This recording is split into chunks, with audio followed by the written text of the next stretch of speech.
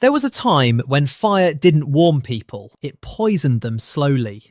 One lungful of smoke at a time. Every single human who ever sat close to those flames breathed it in, for hundreds of thousands of years. Long before anyone had a word for cancer or addiction, or even fire itself as anything more than survival. And somewhere in all that smoke, without knowing it, our ancestors started something that never stopped. This isn't a story about cigarettes, not really. It's a story that involves a 12,000-year-old fire pit in the Utah desert.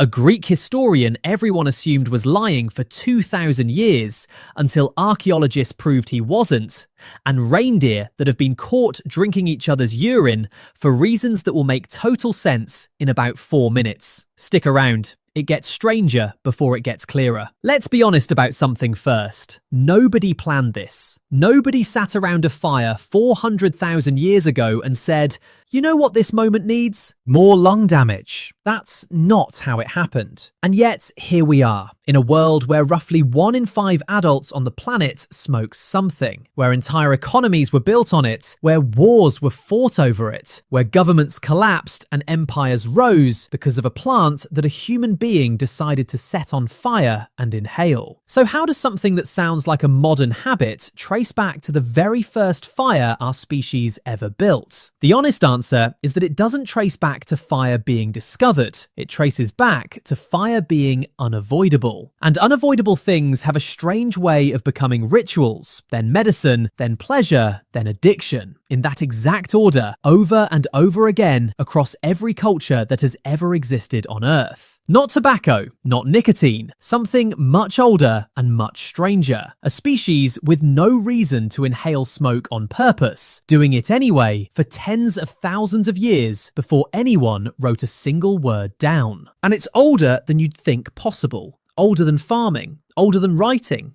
Older, probably, than most of the things you'd guess if someone asked you to name the oldest human habit still alive today. Let's start with the fire itself. Before you can understand why humans started smoking on purpose, you have to understand something uncomfortable about fire itself. For roughly 1 million years, since the earliest confirmed evidence of controlled fire use at sites like Wonderwork Cave in South Africa, every single human and pre-human ancestor who sat near a flame breathed in smoke. Not occasionally, constantly. There was no chimney, there was no ventilation. There was a fire in the middle of a cave or a shelter, and there were people sitting around it, because outside that fire was cold, dark, and full of things that wanted to eat them. Inhaling smoke wasn't a choice our ancestors made. It was simply what breathing near warmth felt like. For most of human history, there was no version of staying warm, cooking food, or feeling safe at night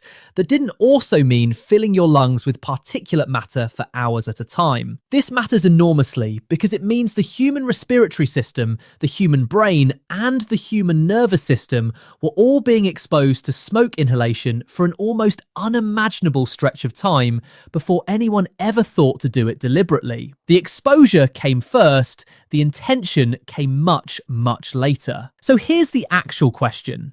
If smoke inhalation was already unavoidable, what changed? What turned an accident of survival into something people started chasing on purpose? Now here's the part nobody planned for. Certain plants, when they burn, release chemical compounds that interact with the human brain.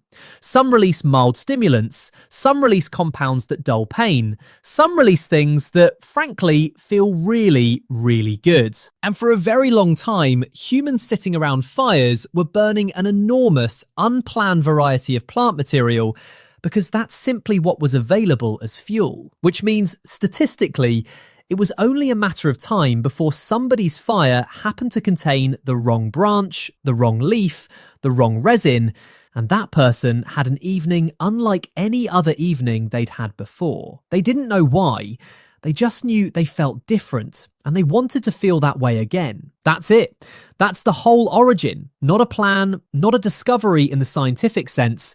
A tired, cold human being sitting downwind of the wrong bush at exactly the right moment. Multiply that accident across hundreds of thousands of years, across every fire ever built by every human population on every continent, And it stops being a coincidence and starts being a statistical certainty. Somewhere, someone was always about to have that exact experience. And once a small group of people notices that a certain plant, when burned, changes how they feel, something in human psychology takes over almost immediately. We don't just experience pleasant things, we remember them, we chase them, and eventually we ritualize them. Now, a fair question. If this happened so long ago and so informally, how could we possibly know? This is where the evidence gets genuinely fascinating, because it doesn't come from a single smoking gun. It comes from three separate directions that all point at the same conclusion independently. The first direction is archaeological residue. At a rock shelter in Utah, archaeologist Darren Duke and his team found charred wild tobacco seeds in a hearth dated to roughly 12,300 years ago. Seeds with no food value whatsoever. Nobody eats wild tobacco. It's bitter and offers essentially zero nutrition. The only reason those seeds end up burned in a fire pit is if someone put the plant there specifically for its smoke. The second direction is anthropological. Cultures on nearly every inhabited continent, entirely independently of one another, developed ritual smoke practices. Indigenous groups in the Americas, communities across Central Asia, populations in Africa and Australia. These groups had no contact with each other, no shared trade routes, no shared written language, and yet they converged again and again on the same basic behaviour. Burn a plant, inhale the smoke, use it to mark something important. The third direction is the human body itself. Our respiratory and nervous systems show measurable ancient responses to certain plant compounds when burned and inhaled, responses that appear to predate any specific cultural practice. In other words, the biological wiring for this experience seems to have existed before any particular civilization invented a ritual around it. Put those three things together and you get a picture that is very hard to dismiss as coincidence. Humans across the entire species, entirely independently, kept arriving at the exact same discovery. Burn it, breathe it, something happens. That Utah hearth with the tobacco seeds is currently the oldest confirmed direct evidence in the Americas. But there's an even better case, because this one shows exactly how this kind of evidence tends to get confirmed.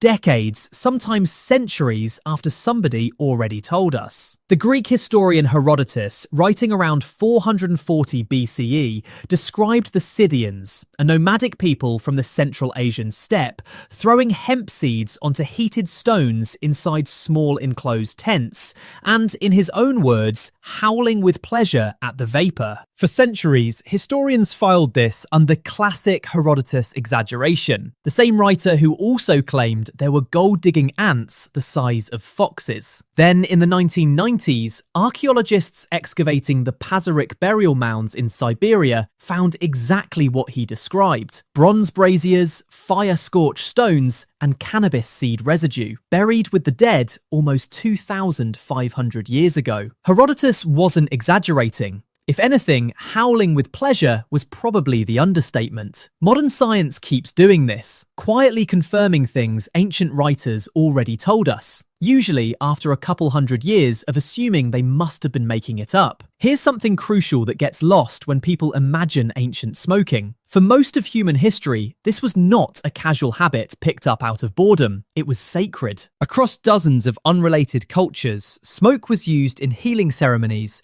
in communication rituals believed to connect the living with ancestors or spirits, and in formal agreements between groups, essentially an ancient form of signing a contract. Sharing smoke with someone wasn't a throwaway social gesture. It was closer to a binding act, one that carried weight and consequence. Early European explorers arriving in the Americas documented seeing indigenous people using small, glowing rolled plant material, and within weeks, members of their own crews had tried it themselves, drawn in by simple curiosity and, likely, the same accidental discovery that had been happening for millennia before them. But for the cultures who had practiced this for generations, it was never primarily recreational. It was sacred, structured, and deeply tied to community identity. That distinction matters because it sets up one of the most important turns in this entire story, a turn we'll get to shortly.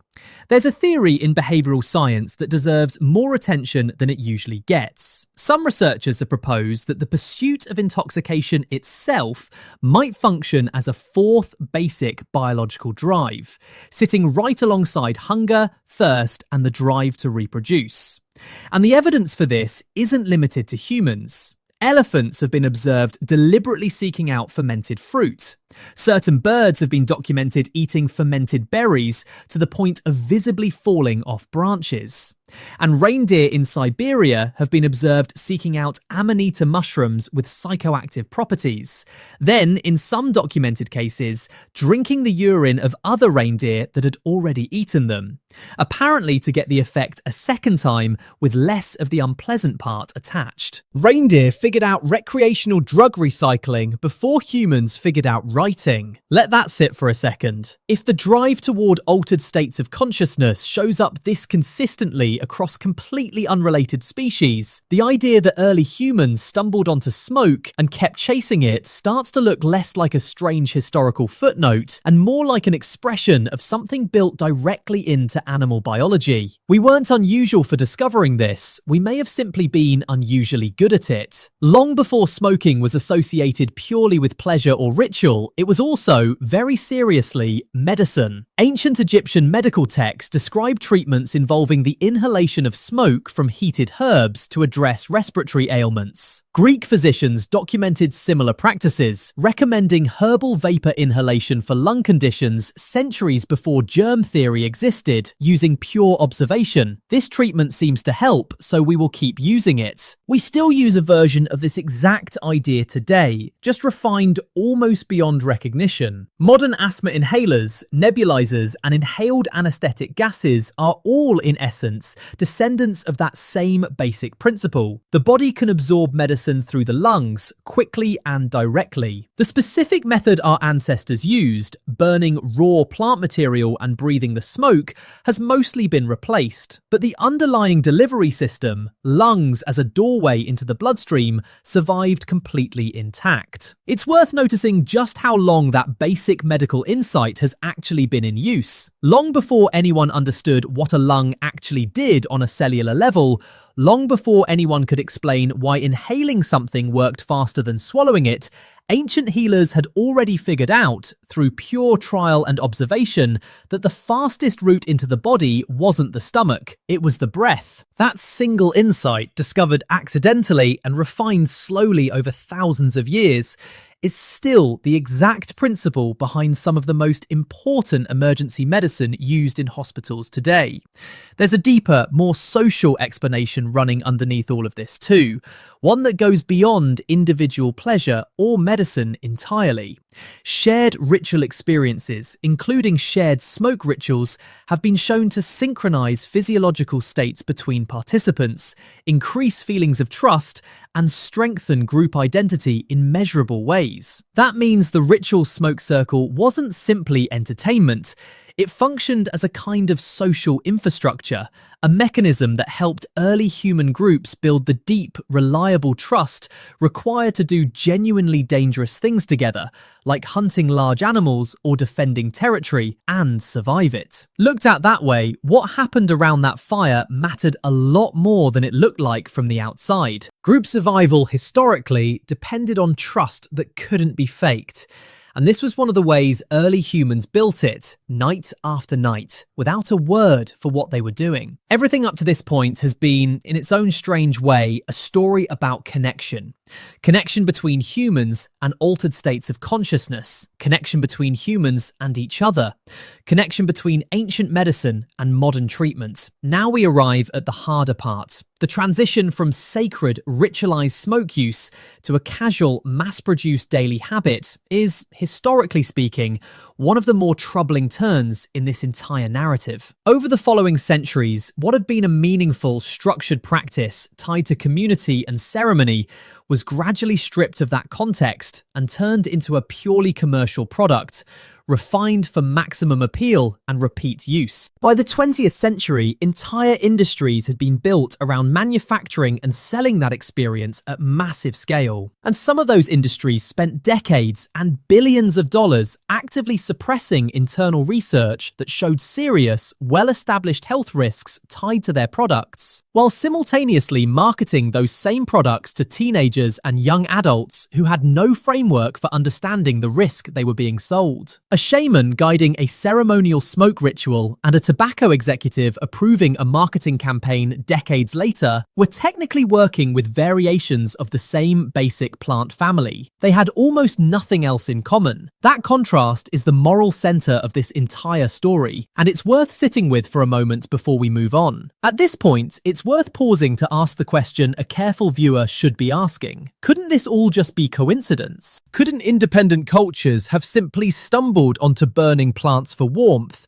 and any psychoactive effect been a total accident with no deeper pattern behind it? It's a fair challenge, and researchers studying this have taken it seriously rather than dismissing it. The reason the pattern holds up under scrutiny comes down to specificity. If this were purely random, you would expect the plant species involved, the methods of preparation, and the ritual contexts to look wildly different from population to population, shaped only by whatever happened to be locally available. Instead, researchers keep finding a strikingly similar underlying structure: a small enclosed space to concentrate the smoke, heated stones or embers to sustain a steady burn, and a social context involving multiple participants rather than solitary use. That level of structural similarity, appearing independently across cultures with no possible contact, is much harder to explain as pure coincidence. It suggests something closer to convergent cultural evolution.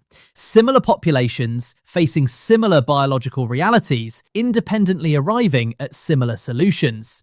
The same way completely unrelated animal species sometimes evolve nearly identical physical traits when facing the same environmental pressure. In other words, this isn't one story that happened to repeat by chance. It's the same underlying human biology solving the same underlying puzzle over and over on every continent that had people and fire. So, when exactly did ancient humans first start smoking on purpose? The honest answer is that we don't know precisely, and we probably never will know with total certainty.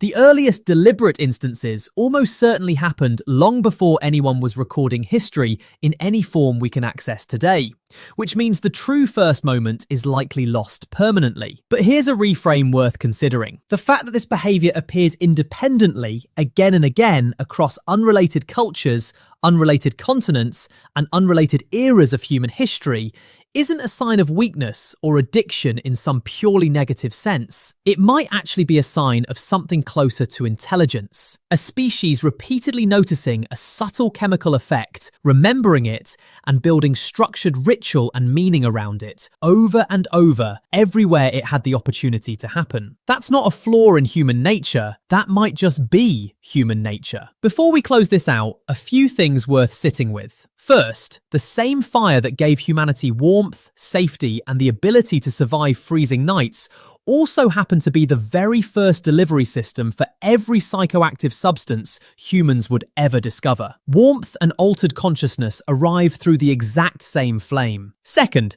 every single culture that developed this practice did so completely independently. Nobody taught this to everyone else. It emerged over and over out of the same basic biological starting points in populations that had never even heard of each other. Third, and maybe the most uncomfortable one, the shift from something sacred to something industrial didn't happen because human nature changed. It happened because an old, deeply human ritual got separated from its meaning and repackaged for profit. The smoke stayed the same, the intention behind it didn't. And there's a fourth thing worth sitting with quietly before we close. Every culture that eventually lost the ritual, the ceremony, the shared meaning, didn't lose the underlying urge along with it. The urge stayed exactly where it had always been. wired deep into the same biology that first noticed a burning branch could change how a person felt tens of thousands of years earlier. What disappeared wasn't the drive itself. What disappeared was the structure that used to contain it, guide it, and give it meaning. And when that structure vanishes, what's left behind tends to be far more dangerous than what came before it. So here's where that leaves us. Fire, smoke, and breath have been tangled together in the human story for longer than almost anything else we do. Longer than agriculture, longer than written language, longer than most of what we consider civilization. Every single time you flip a light switch, sit around a fire on a cold night,